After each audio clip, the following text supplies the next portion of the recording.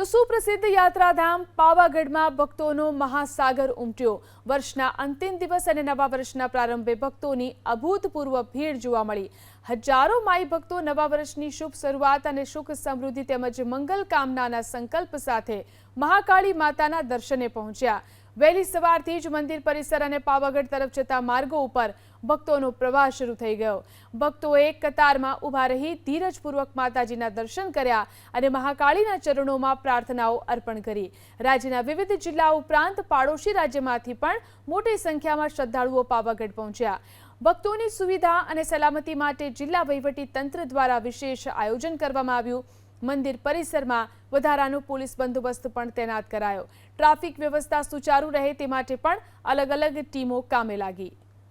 હજારો માઈ ભક્તો નવા વર્ષની શુભ શરૂઆત અને સુખ સમૃદ્ધિ તેમજ મંગલ કામનાના સંકલ્પ સાથે મહાકાળી માતાના દર્શને પહોંચ્યા।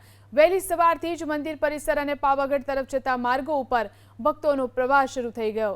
ભક્તોએ કતારમાં ઊભા રહી ધીરજપૂર્વક માતાજીના દર્શન કર્યા અને મહાકાળીના ચરણોમાં પ્રાર્થનાઓ અર્પણ કરી। રાજ્યના વિવિધ જિલ્લા ઉપરાંત પાડોશી રાજ્યમાંથી પણ મોટી સંખ્યામાં શ્રદ્ધાળુઓ પાવાગઢ પહોંચ્યા। ભક્તોની સુવિધા અને સલામતી માટે જિલ્લા વહીવટી તંત્ર દ્વારા વિશેષ આયોજન કરવામાં આવ્યું। મંદિર પરિસરમાં વધારાનો પોલીસ બંદોબસ્ત પણ તૈનાત કરાયો। ટ્રાફિક વ્યવસ્થા સુચારુ રહે તે માટે પણ અલગ અલગ ટીમો કામે લાગી।